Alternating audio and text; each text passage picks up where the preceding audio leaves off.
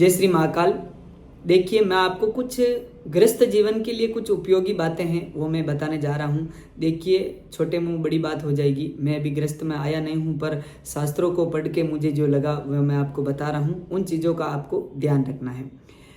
आतिथ्य ही घर का वैभव है। अगर आपके घर में गृहस्थ जीवन में हो और अगर आपके घर में कोई अतिथि आता है तो उसका हमेशा मान सम्मान कीजिए। वो उससे बड़ा धन और कोई नहीं हो सकता है। तो आतिथ्य का अगर आप सही से अच्छे से सम्मान करोगे तो साक्षात भगवान का सम्मान होगा, भगवान का आतिथ्य होगा।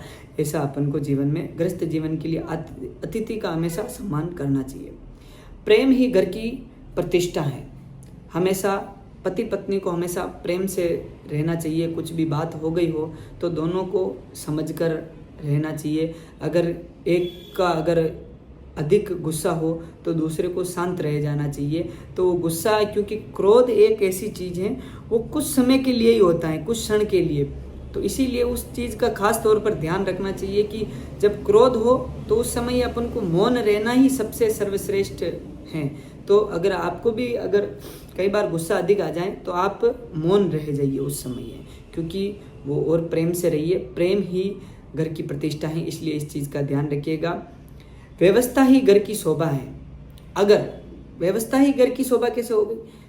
ये इसलिए है क्योंकि घर में अगर कम व्यवस्था है, कुछ सी चीज़ की कम सामग्री है और ज़्यादा लोग हैं तो उसको मैनेज करना ही घर की शोभा बनी रहेगी। क्योंकि अगर घर की बात बाहर कहोगे तो लोग हंसेंगे। इसलिए जो लिमिटेड वस्तु हैं उनमें ही घर का गुजारा कीजिए, वही आपके लिए सबसे अच्छा रहेगा। और समाधान ही घर का सुख है।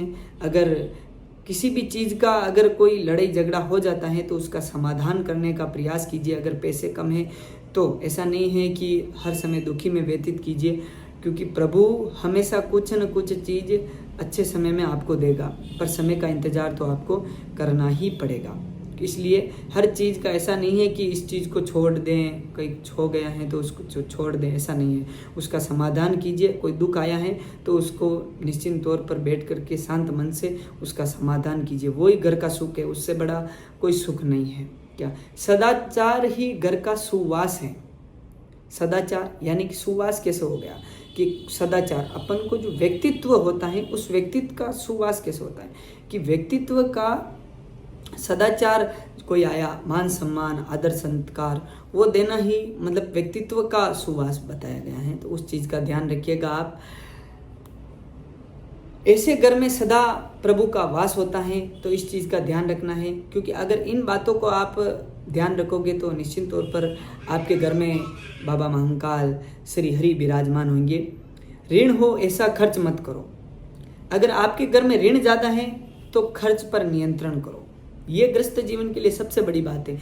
ऋण बहुत अधिक है तो आपको ज़्यादा खर्च नहीं करना चाहिए। पाप हो ऐसी कमाई मत करो। अगर पाप ज़्यादा है तो उस चीज़ की ज़्यादा कमाई मत करो आप। कलेश हो ऐसा मत बोलो। अगर वाणी पर नियंत्रण नहीं रखोगे तो घर में कलेश होना संभव है।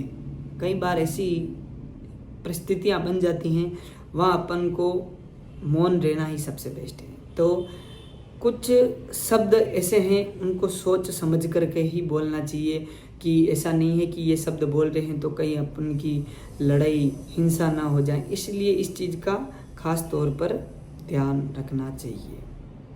चिंता हो ऐसा जीवन मत जियो। किसी भी चिंता ही चिता बन जाती है। कई बार चिंता नहीं करनी है। अगर कोई चिंता हो तो प्रभु को बताइए, आप लोगों को ना बताएं। मेरे हिसाब से तो लोगों को बताना अच्छा नहीं है। आप प्रभु श्री बाबा देवादिदेव महाकाल को बताइए। जिस भी इष्ट में आप विश्वास रखते हो उस इष्ट को बताइए। लोगों से बताने का उसका कोई समाधान नहीं होगा, क्योंकि प्रभु लोग तो कई बार देखो कुछ मित्र भी होते तो कुछ पक्ष शत्रु पक्ष भी होगा, पर कुछ पक्ष मित्र पक्ष भी होगा। पर ऐसा नहीं है कि हर पक्ष मित्र ही हो। इसलिए हमेशा जिसको भी विश्वास कर रहे हो, जिसको भी आप मानते हो तो उसको बताइए। पर हो सके तो मेरा यही कहना है कि प्रभु को बताइए, वही सर्वश्रेष्ठ रहेगा। और एक चीज़ गृहस्थ के लिए है कि रोग हो जाए ऐसी चीज़ों का खाना नहीं चाहिए हमें। अपन को पता है कि अपन बाहर की वस्तु खाएंगे, और अगर अपन को शुगर है और मीठा खाएंगे, ऐसी वस्तु क्यों खानी?